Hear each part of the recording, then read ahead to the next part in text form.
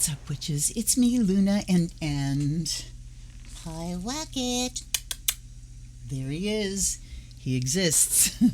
I am here to do an unboxing today, and I want to say a special welcome and a great big thank you to my patrons, because it's your support that purchased this deck this month.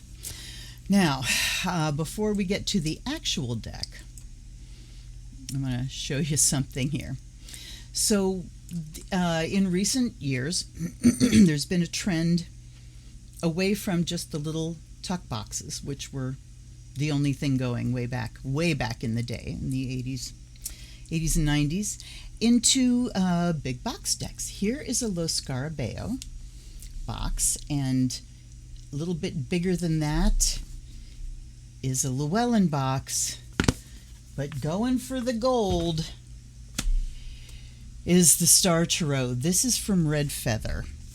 It's under the Schiffer label, but look at, so if we take the Soul Cats, look at how much bigger. I mean, a little bit wider, taller.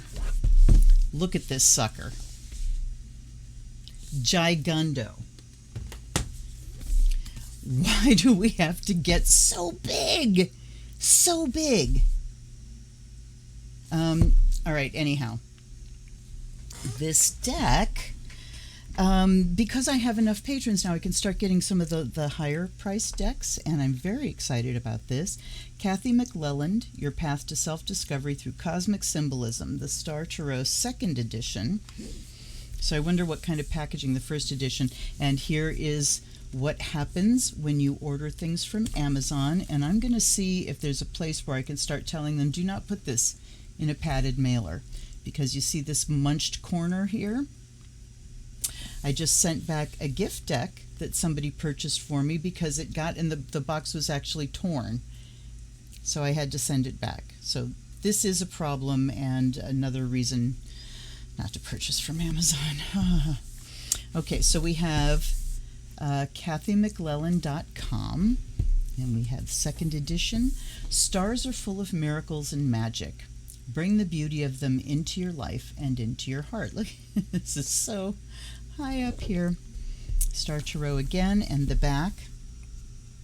Continue along your path of self-discovery through cosmic symbolism and the 2nd edition of the Star Tarot.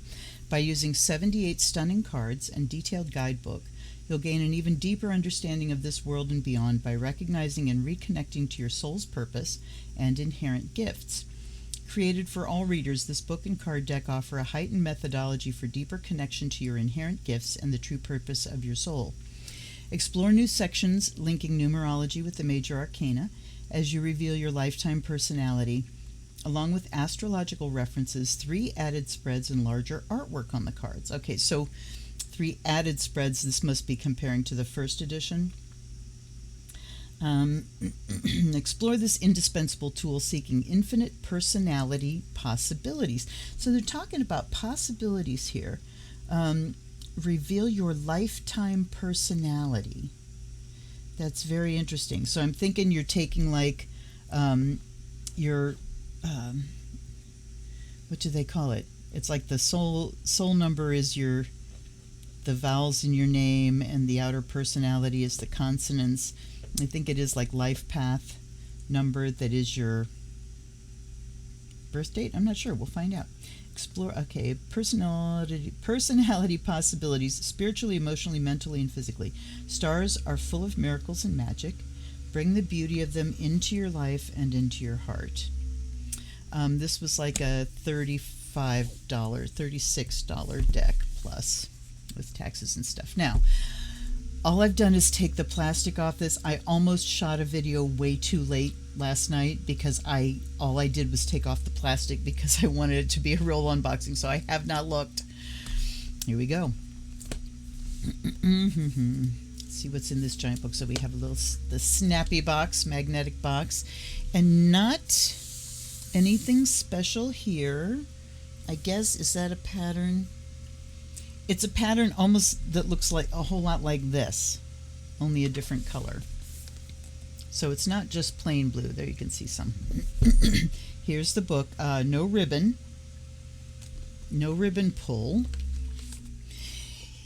It's a massive book, you guys. Okay, interesting, but we don't see. So here's what I'm looking at when you're putting something in a giant box, supersizing. What I expect is everything to be supersized. Now, Llewellyn's full-size big box books, and I think Los Scarabeo too, tend to have like full-page color glossy images of the cards. Here we have a very small image, but look at all the white space. Look at all this white space. If you're going to have that much white space, like with every single one, pretty much, why not fill that up with larger images? Okay, so gigantic book, 170 pages. All right, I'm going to try to get out of bitch mode here, and then here is the deck. Now, this inside, we've got like big emptinesses here. So we don't have a ribbon pull, but we have the thumb grips. But you know what? It works because the band is on here. But to get it out of there, can you really get your fingers all the way down in there to pull the deck out? You really can't. So I would say by far, packaging is my biggest gripe with decks.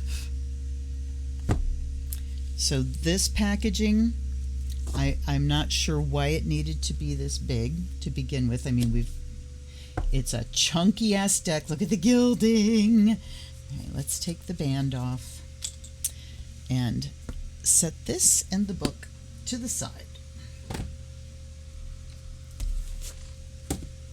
No, I mean, I want to take a look at the book first. So let's put the, oh shit.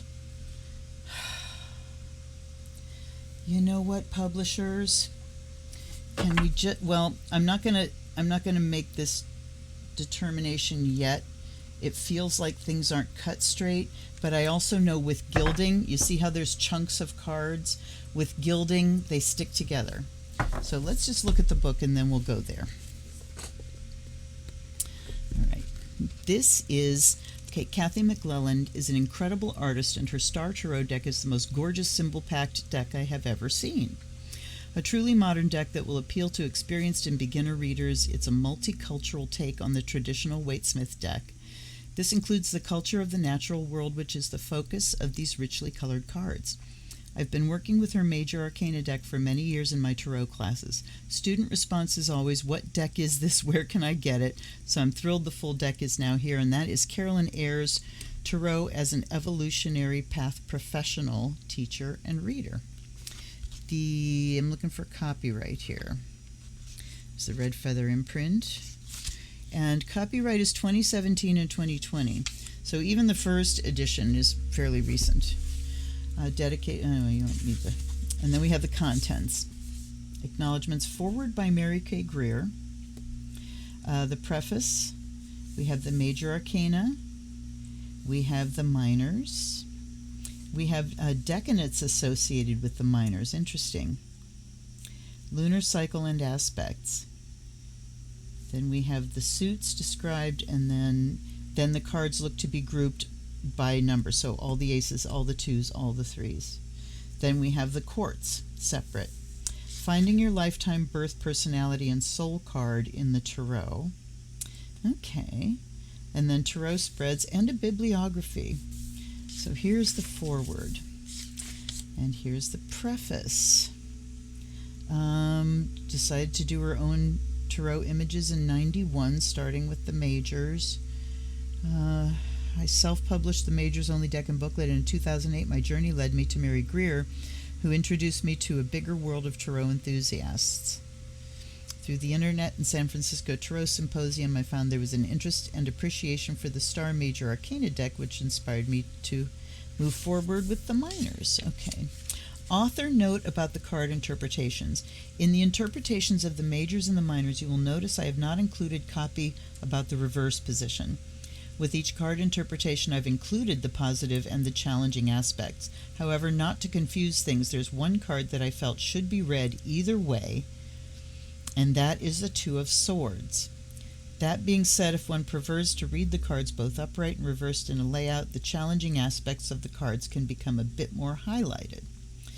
Ultimately, your intuition will guide you to the best way to use these cards. And of course, now you know we have to go to the Two of Swords. The twos. Okay. I do appreciate when things are grouped like this in the book with all the twos together, all the threes together, because you can then find that that underlying context, meaning context, in each individual number. So it kind of connects the suits crosswise. All right. So do they say... This image can be viewed upright or reversed. Upright indicates one is seeking peace in the external self. Reversed indicates seeking inner peace within. All in all, the card symbolizes seeking a peaceful balance of both the inner and outer realms. Okay, I see what she's saying. That it has an image that reads both ways. Right? Reminds me of the, I think it's Revelations Tarot, that has an image on each end. Okay. Wait. Wait. Let's look at the spreads. Yes, no spread, the focus spread, 4 cards. The destiny spread has 7. Okay. Say 2. I want to get to these. Now, as you see, they are separating themselves in chunks. Now let's see if we can hear this. I'm just going to take half the deck to make it easier. You hear that? Yeah, that is satisfying, I have to say. So we crack the deck. Well, you got to do it this way too.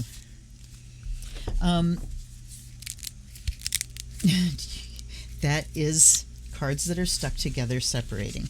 Now let's see. There's still kind of chunks together. The edges are sort of sharp. So when I unboxed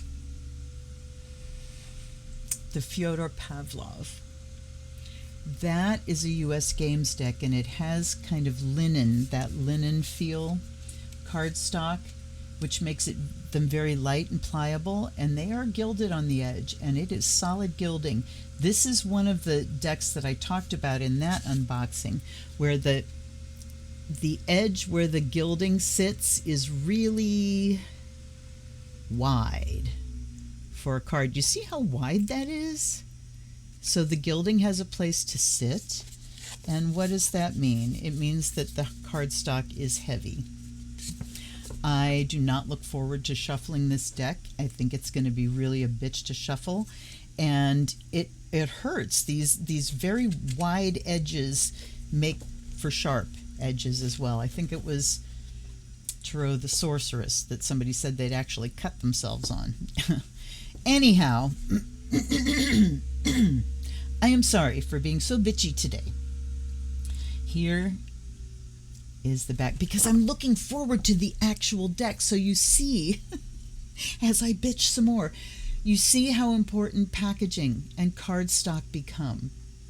Because if the first thing I encounter in this deck is issues with the cardstock, you know, it can really bias me against what really counts, which is the artwork. That's what's important.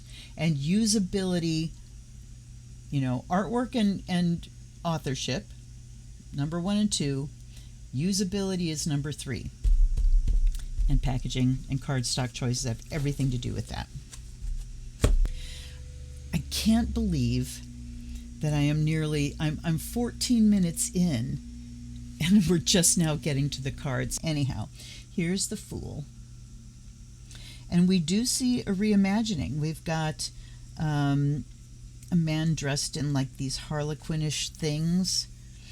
There's a star and a moon. Look at the rays. And there's a crocodile here. And he's got this staff with a star on it. And he looks like he's in midair. almost, or 1 foot is up, and so he's stepping into this, it's like a void. So we definitely see references to the traditional, and she said this is, riffing off of the Waite Smith. And then let's remember too, as we go through, that these images came years before the minors. So there's the Fool, here's the Magician, we see the 4 symbols. His table here is triangular, all these yin-yangs on it. And again, we get kind of this swirling. Is that a swirling void or is it a serpent? I can't tell. The High Priestess. Whoa, okay. Wow. My eyes wouldn't read it. I was seeing this as the face. That is a headdress. Very interesting image. She's got this big gown on. Oh, I'm sorry for the focus issues. There we go. And this skull headdress, then I thought that was her face. We have the pillars and the crescent moons and the full moon. So we do have familiar things. She's holding a star rather than a book. Here's the Empress. Met a chicken. Oh, that's a swan. Looks like a chicken. And there's a little like fairy person here. I just had to stop and open my curtain again and adjust some things because I couldn't see the images. I'll just put my hand here so it's a little bit better. And if you want to see them really clearly, I'm sure that there are many flip throughs on YouTube from people that have like much better cameras than I do. So here we go. Here's the Empress. So yeah, the little kind of fairy critters, these kind of chevrony hills are interesting. They're beautiful. There's no doubt about it. The images are absolutely beautiful. They have a softness to them and this sort of luminous, glowing quality. Here's the Emperor. And you see now they're talking about nature. So she did talk about these being very grounded in nature. We certainly see that with the Empress, which is not a surprise, but we also see it with the Emperor, which kind of is a surprise. Usually he's like on this stone throne, right? Well, here he is in the woods with the lion. And here are the two, the black and the white horse. Let's see if they show up again in the chariot like that. Look at the gold, the sun and the moon and the star. I like it. Here's the high. Ooh, I really like the Hierophant. So we have a bear here, and we have a bull here with the Taurus symbol. And we've got little like stone stacks in a labyrinth. So this has more of that vibe of him being a guide, a mentor, a teacher, rather than, pardon me, the priest and the acolytes. I really like it. Look at the stars coming out of the top of his head. Here are the lovers. We've got the Yoni Yantra, which is the 6-pointed star. You have the upward pointing triangle and the downward pointing triangle on top of each other. And that makes that 6-pointed star. There's the dove coming down. Apples and gold. Don't know. Yes. Oh, looky, they're winged horses. Oh, my goodness. This is a beautiful deck. The image and the feeling I got when I saw the image of the front, which I'm assuming is the Hermit, I'm getting from all of these cards. They're just rich and gorgeous, very inviting, very attractive. Here's Strength. Oh, they're just beautiful. So see, you know, it took me this long to get over my grumpiness over the packaging to get to this absolutely stunning artwork. There are little symbols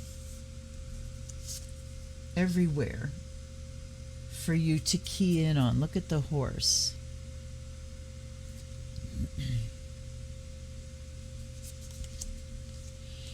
Yes, there's the Hermit. Oh, look at that. What does it remind you of?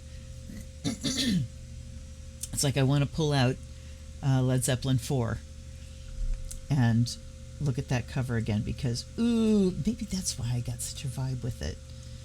It takes me back to the day.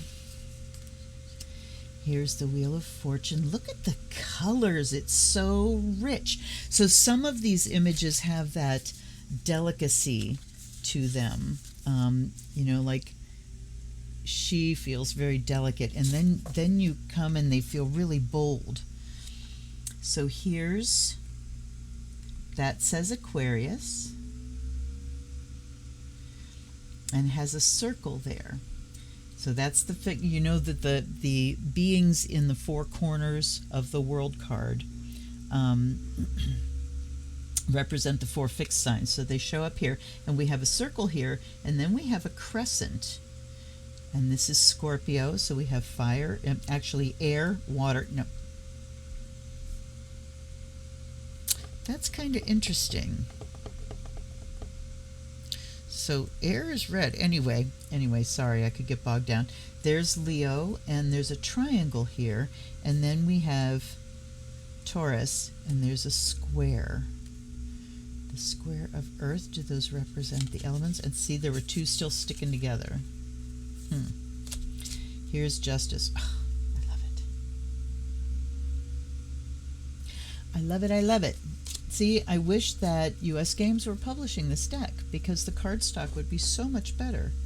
The Hanged One. Oh, look at the lotus. Look at the just very Buddha-y. And I could tell there was some sticking together again. And you can see these aren't glossy. These are like a satin finish. Here's Death. Look at the Phoenix. Look at Newt. Sorry.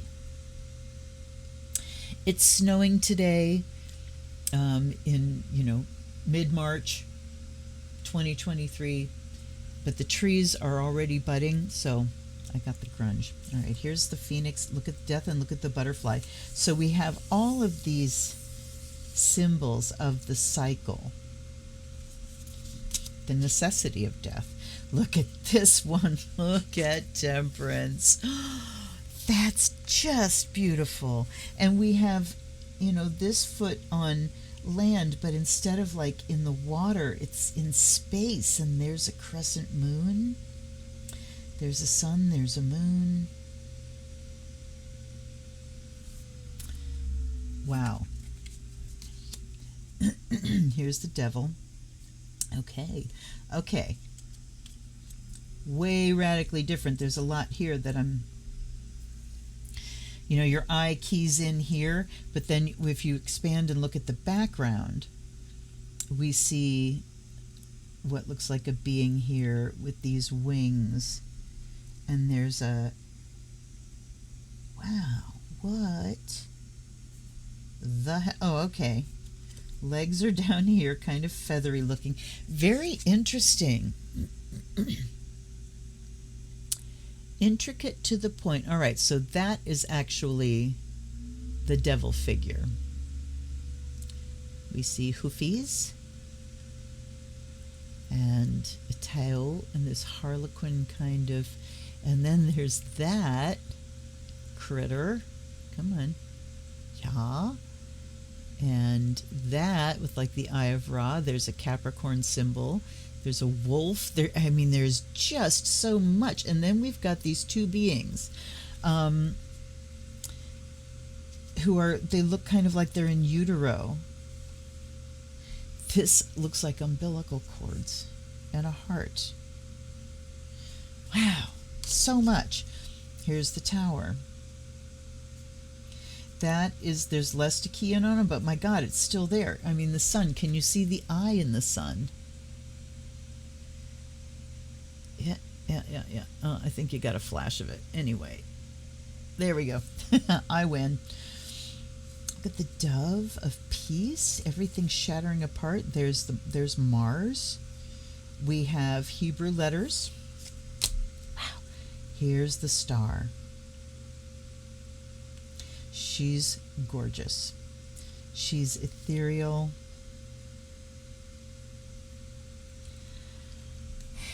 I love her. She made me feel very peaceful. And here's the moon. So we have, look at the phases and the dog and the wolf, and look at the ravens. Oh goodness, it's wonderful. And then here's the sun. I always like to look at the moon and the sun next to each other. Because by comparison, you can learn a lot more about each one of the cards. And we have butterflies everywhere. Judgment. I love the rainbows.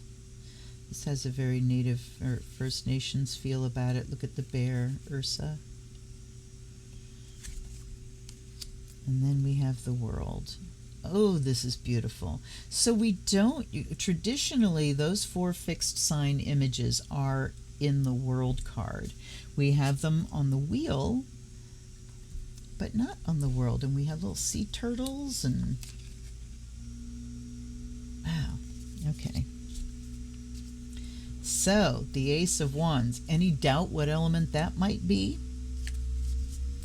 And there's the 2. So we're going to go through each suit. They're not grouped the way they are in the book.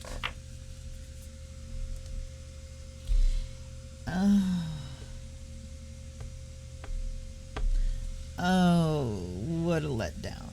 Oh. So, let me do some quoting here.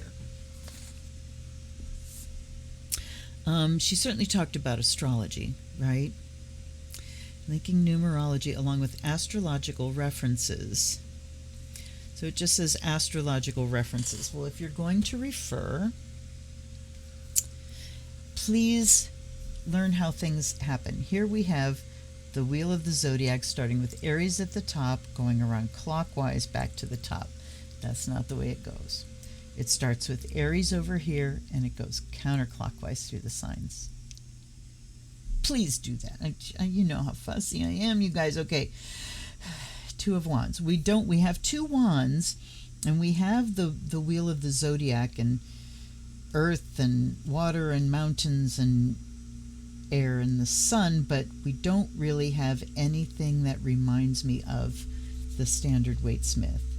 And here's the 3 of Wands. So we're kind of pippish, truthfully, right?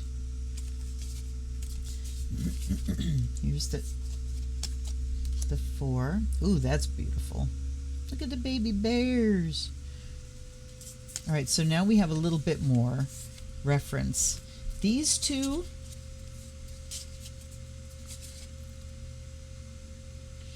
you know, I could stretch and look at the zodiac as a schematic, making a plan, and then this as something blooming, something blossoming, so that could be a plan come to fruition. I can make that work.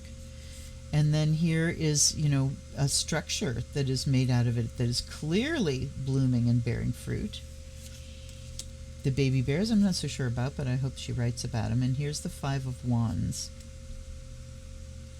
So we don't have, I mean, the Lover's card, we had 2 people, but I don't think we've seen more than 1 person in any other card yet. They're holding lilies. There's a volcano.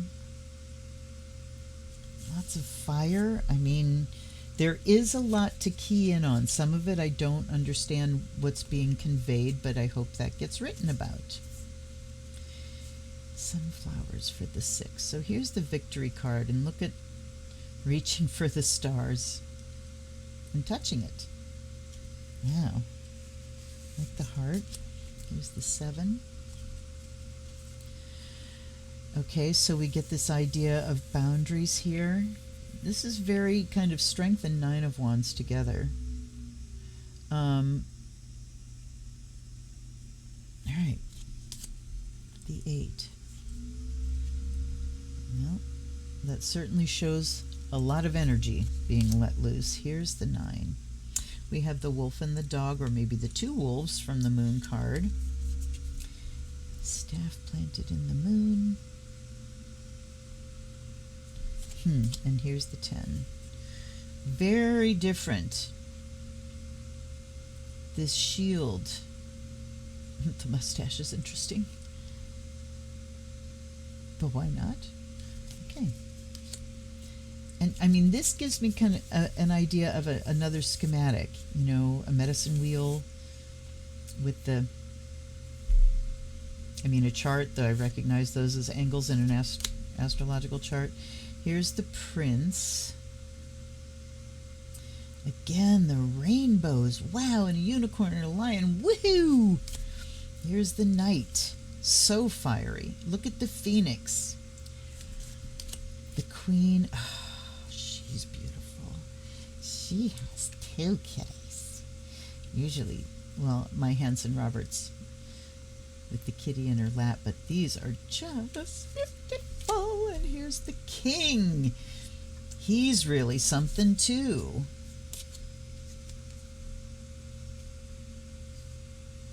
I am seeing a different skin tone here. I like that.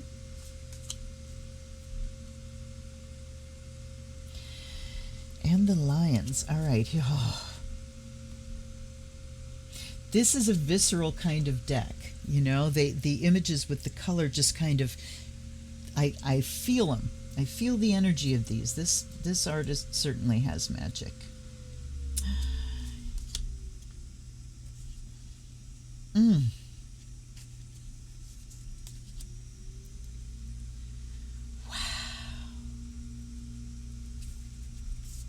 We're sticking again.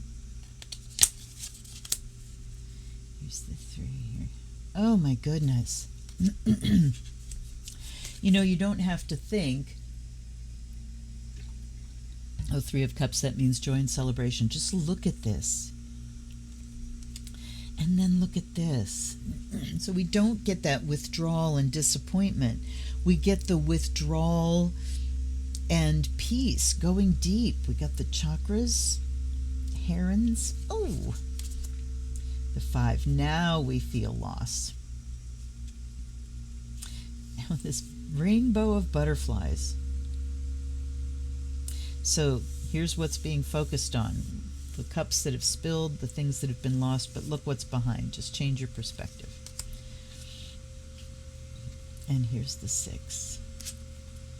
Do I get childhood and memories? Not really. They're kind of interesting critters on the horse. Are they supposed to be kids? I think so. The hair is interesting. There's something just a little off. I don't know. Anyhow, there's 6 of Cups. Here's the 7. Wow. We have the triangles, the symbols of the elements.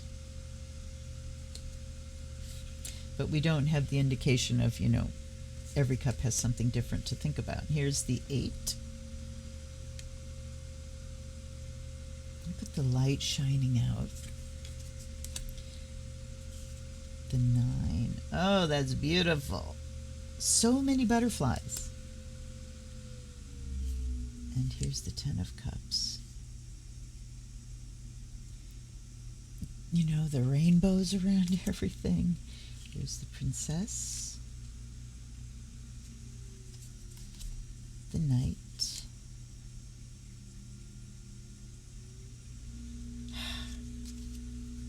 Queen, look at her. Oh my goodness. Here. Beautiful. Red ibis. And there's the king. Pentacles. These are images worth meditating on. I start looking in the center of that star and I just go, here's the 2.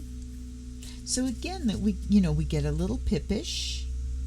Now the cups were very different. The cups were absolutely not pippish. Those first 2,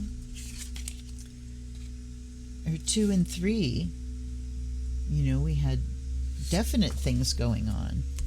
But now back to the Pentacles, we're a little bit pippish again. And here's the 3.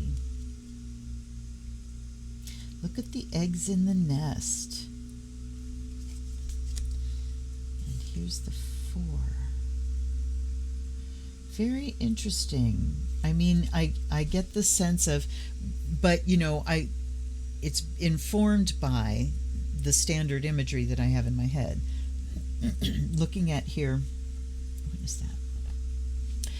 You think about Four of Pentacles, of grasping, holding on to, and here we have something wild, and it's being bounded, framed by this stone, so this effort to like contain. Here's the 5. Again, though, if you didn't have the original internalized, would you be looking at this as loss and poverty? Certainly there are cold times, but not that explicit. Here we have some First Nations imagery again. Medicine wheel.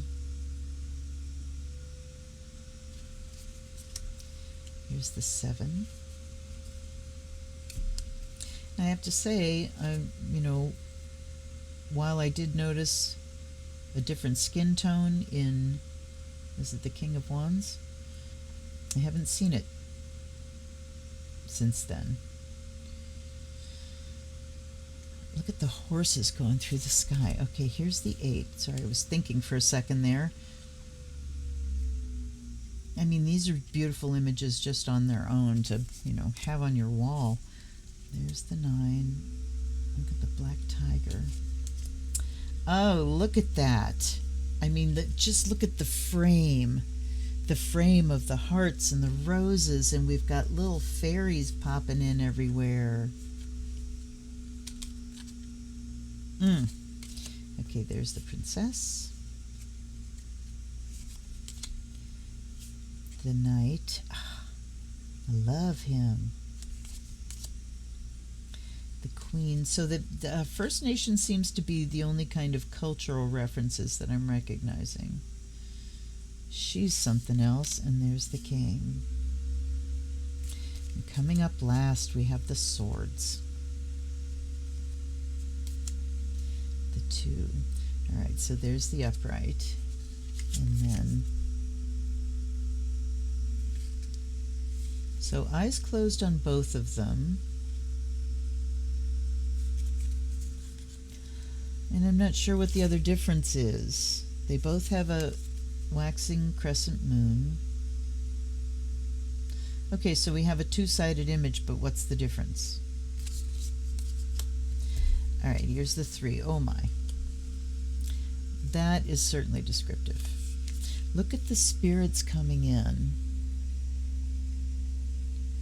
Because of... Oh, come on. There we are. Wow. The 4. Again, First Nation imagery in the bears. So the idea of hibernation. There's the salmon. Yeah, the idea of hibernation. And that's interesting. I've never gotten that from another 4 of Swords. Usually there's a tomb, You can talk about rest, being forced to rest, rest after illness, but the idea of hibernation is really good. The 5 of Swords. Oof, what's the cross? Suddenly a cross. I don't know how I feel about that. Here's the 6. The boat again, First Nations. Oh, look at him. Hello, Your Majesty. This is one of my favorite images in the entire deck. Wow. There's the 8. Again, colors of a medicine shield. There's the 9. The 10. Look at all the energy going through. So I like it that it's like energetic swords coming in. It looks like blood dripping. Wow. The print.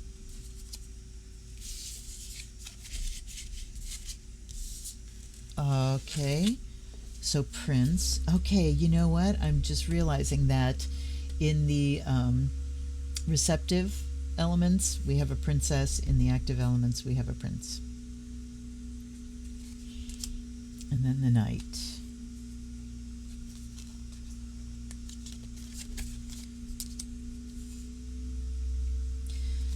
Queen and the King. Ooh, my favorite colors.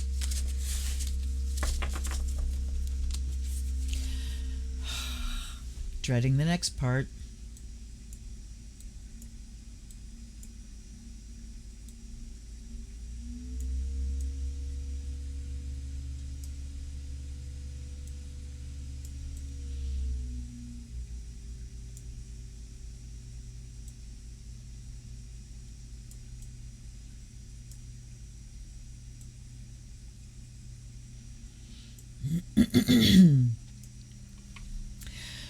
Okay, I just realized this is going to be a long ass video, but I guess when you have a big ass deck, you get a long ass video. All right, let me light something here. The part I'm dreading is the shuffling of the thing. Let's do a bit of a cleanse, and a cleanse for me too, so that I can shake off my biases. You know, I'm already anticipating trouble, and that's not a good way to start. By air and fire, may you be purified and charged. By water and earth, may you be blessed and made whole. Me too. And by the sound of the bell, may spirit awaken.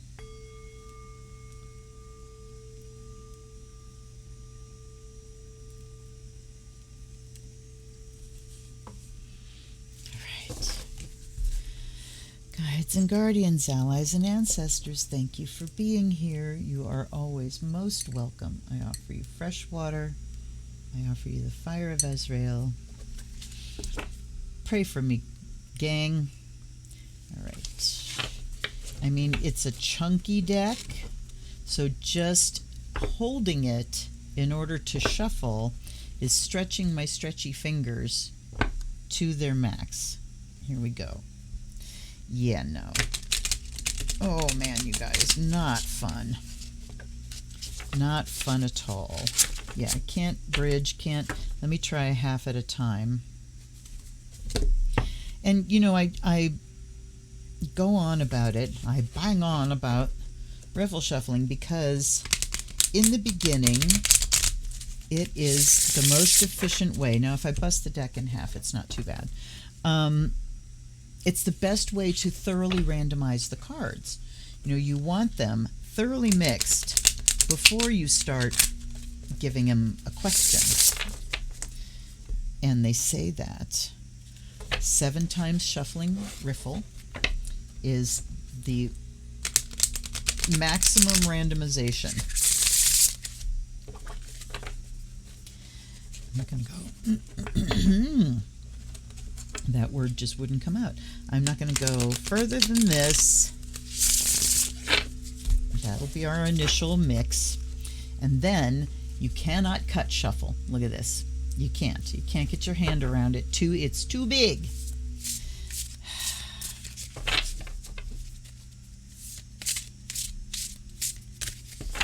I'm looking at, you know what? I'm going to compare deck size because this is pretty standard for big box decks, and you see this deck, no problem. I can hold the whole thing. Here's how much bigger this deck is, and this deck shuffles very well, very easily.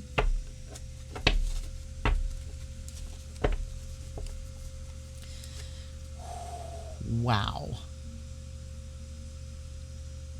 So when you make it longer and also make it thicker, you are making it so people cannot use your product as it's intended to be used.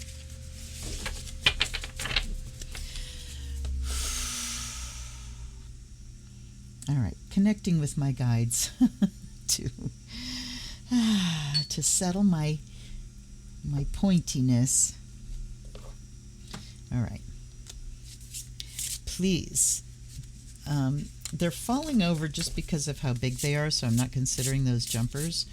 Oh, deck. Oh, beautiful, beautiful deck. In honor to the artist that created all these gorgeous images. Do you see how they kind of swing out? All right, I'll take those. I'll take them. Didn't really get to ask the question, but we throw it open here. What do we need to know? So, Nine of Swords, Knight of Wands, King of Pentacles. So we got a good mix there. If they come out consecutively, and you can lay out more and they're still consecutive, you don't get a good mix. So what do we have here? We've got the Nine of Swords talking about grief, the big stressors, huge stressors that we're dealing with day to day. The Knight of Wands talks about the, and Tavia, I can hear you laughing.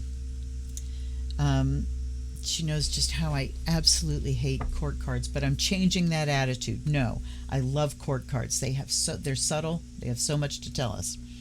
So we have the Nine of Swords, the stuff that comes and gets you from in the middle of the night, the stuff that is there just under the surface, the stress that we're all carrying. So the cards are saying we need to focus on what's happening to us, how it manifests in our bodies, how it is affecting our behavior, how it's affecting us emotionally. The Knight of Wands says it's time, look at him looking over here, it's time to take it on. It's time to take on the stress, not in terms of making it go away or minimizing it, because it's there. It's there, stress is there. It's balancing it. And one of the ways we can balance it is by attending to what we place our focus on. So if you are focusing on the negative and focusing on the stress,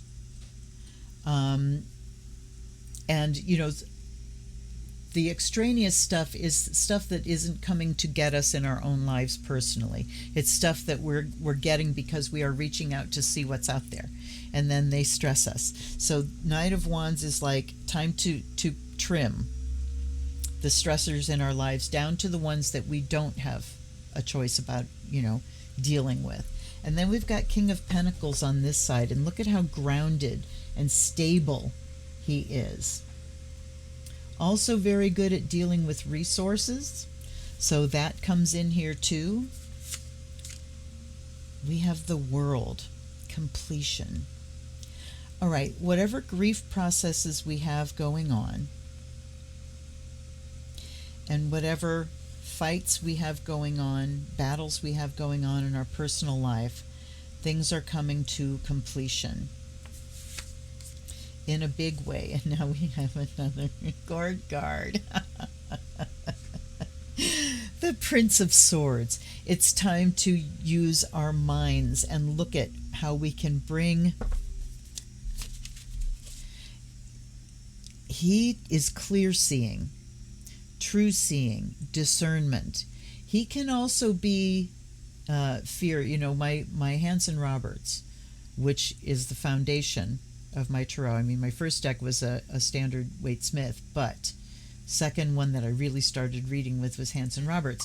And the Page of Swords in that deck is like this, very fearful. And that's why I love that deck. I can see emotions. So he can be that too, but the thing is, he's not afraid to look. Even if something is fearful, he's not afraid to look. And because of that, we can see what needs to come to completion from the stressors in our lives. Knight of Wands is in the center. He says it's time to get moving. And the King of Pentacles being very assured and responsible for, in control of your resources and where they go. We have clear seeing, and then we've got the Three of Wands. Knight of Wands and Three of Wands. Let's go to the book. So we certainly have something being accomplished. And an old cycle coming to completion and a new cycle that has already begun starting to blossom and bear fruit. All right, Nine of Swords.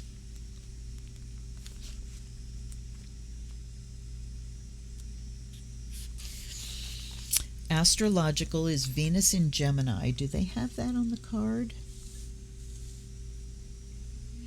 I wish they did.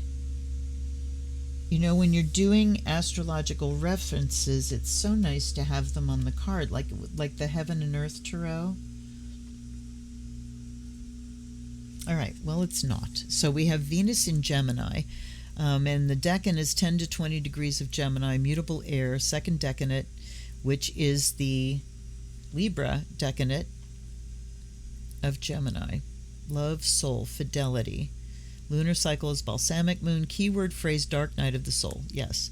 Nine of Swords enters late at night, so there's a lot here. There's a lot here. I'm not going to read it all. The Nine of Swords enters late at night when you're feeling the most vulnerable. Absolutely. That right there. Nutshell of this card. Guilt, worry, anxiety, sorrow, and suffering torture you, leaving you alone, locked in your personal prison, where isolation and loneliness prevail. Important, where isolation, when you're in isolation. So one of the things that you do when this hits is you look for someone to share it with. You reach out. Come out of isolation. Your inner demons haunt you with fear and doubt, causing emotional pain and anguish. The Nine of Swords is the epitome of the dark night of the soul. The key of the Nine of Swords is to recognize, confront, and work through your pain. Confront, yes. Recognize, yes. Be it through meditation, spiritual guidance, counseling, or prayer, you need to shift the energy so the painful situation will pass. The gift of the Nine of Swords is the realization that you are not alone, but connected to the greater whole. You are a soldier of the light and need to forever follow that loving light with every thought you make and action you take. With the Nine of Swords, you've created your personal dungeon. All the negative actions or thoughts you have suppressed and avoided come back full circle to haunt you. These thought patterns and actions have imprisoned you in a web of circumstances where it seems impossible to free yourself. The mind, ego, is being tortured with no apparent escape. Your first instinct is to blame others or circumstances for your situation, but hiding behind that dark shield won't work anymore. Spirit has brought you to your knees to face your personal demons, putting you back on the path of love and light. It is time to confront these dark places and demons. Neutralize them by shifting your focus from negative thinking to a higher consciousness. You guys, this writing is spectacular. This writing is amazing. Just those two paragraphs. So clear, so real and practical and applicable. Wow, it symbolizes any circumstances that trouble your heart and mind, signaling a time of retreating from the outer world as you process worry, deep grief, or loss. Time for releasing pain and cleansing the soul and heart so healing can occur. The lost part in your heart can never be filled, but with time, if you allow yourself to be in the light of love, your heart will open again. It also speaks of collective world sorrow, pain, and suppression. You're a part of the universal web. So, levels. Now we get to the image within the Nine of Swords, a woman. So in bold are the elements of the image. I love it. Is a woman. Okay, within the image of the Nine of Swords, a woman is brought to her knees by sorrow. She's a prisoner in her own dungeon of suffering. Her inner demons come to haunt her with fear, anguish, and worry. The spider's tapestry hangs behind her, symbolizing the macrocosm of the universe and the microcosm of our lives. The 4 cycles of the moon on the tapestry symbolizes... We have grammar issues. The 4 cycles of the moon on tapestry symbolizes Okay, the 4 cycles of the moon symbolize life's ever-changing cycle. The stars on the web represent that we're part of this web. 9 swords hang in the air behind her as a mental reminder of how we can block ourselves. A spider is descending. The white butterfly symbolizes purity and transformation. A little mouse symbolizes interface. So this itty-bitty little mouse gets mentioned. So, kudos. I have, except for grammar, I have no issue with the writing. It's amazing. I wish it was easier to shuffle. You know, that makes the difference between a deck that I can reach for all the time and a deck that is fabulous but I don't reach for all the time. Just, you know, the suffering I have to go through with my poor hands. What was it? There was I think it was a 6 of something that I was saying. I wanted to look up the image and see if it was something was mentioned. 6 of Pentacles, 6 of Swords. That wasn't it. All right. Oh, the cross. Let's find out what that's about. That's the 5 of Swords. Background split in half, showing dualities of light and dark. Pattern of hearts and swords. Emotions and intellect in conflict symbolize the inner struggles of self, trying to sort out confusion and conflict. The cross represents the unfoldment of man in the physical realm, bringing challenge and potential to live a full life of stretching, growing, and creating. The green star depicts man's foot, blah, blah, blah. Okay. Well, it's mentioned, but I still don't really get it. Oh, we want to look up the rest of these cards, right? All right, let's go to the quartz and pray that they're simple. Lunar aspect is first quarter moon. It's Aries, air and fire. Wheel of Fortune is the shield.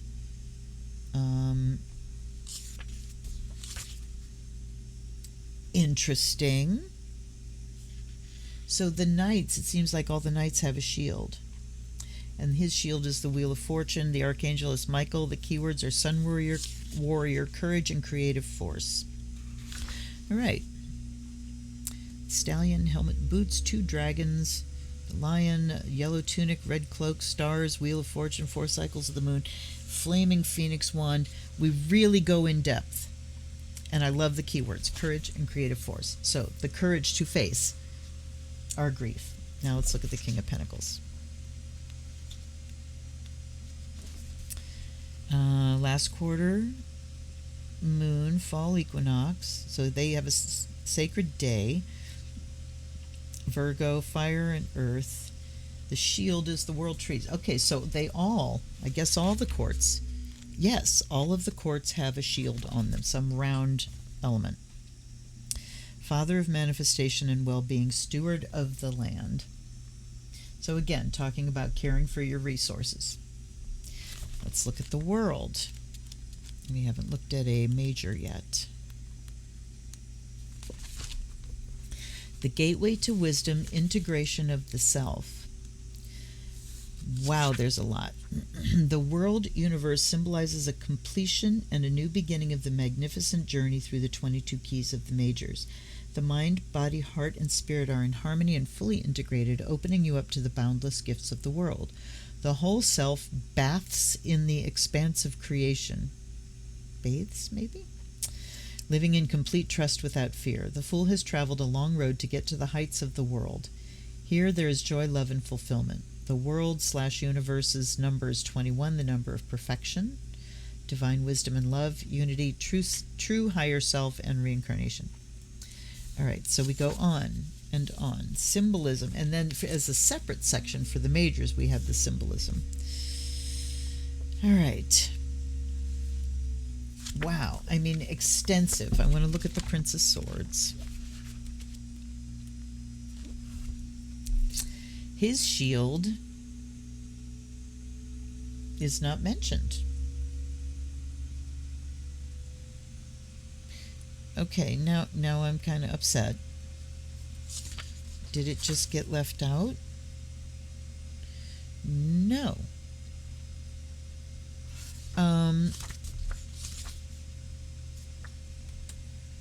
My grumpy face. All right. Prince of Swords, Gemini, elements earth, air, new moon. The season is winter, so maybe the pages are seasons instead. But we've got a medicine shield here. Seeker of truth, light, and knowledge. And then let's look at the Three of Wands. So it is a deep deck. I think it would be a good beginner's deck, although, you know, everybody has to have, as part of their beginning, a Waitsmith, a Thoth, you know, those beginning decks, so that you have something to refer to. But this deck is so comprehensive in the descriptions. The descriptions so far seem to fall right in line with the Waitsmith. All right, so Three of Wands, Sun in Aries. Exhalation. Lunar cycle is full moon. The keyword is new horizons.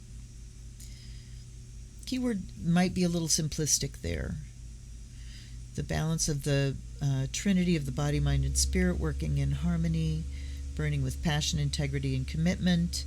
We certainly see something alive and growing. We certainly see the fire and the passion and the shining of, you know, so just this graphic image can give you the vibe of what the card stands for.